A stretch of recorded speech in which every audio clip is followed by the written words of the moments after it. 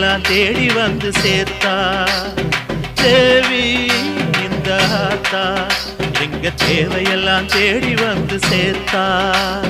தாய்மையிலே பார்த்தா நோய்களிலே காத்தா பூவெடுத்து போட்டா பொன்னளப்பா ஆத்தா பொன்னளப்பா ஆத்தா பொன்னளப்பா ஆத்தா.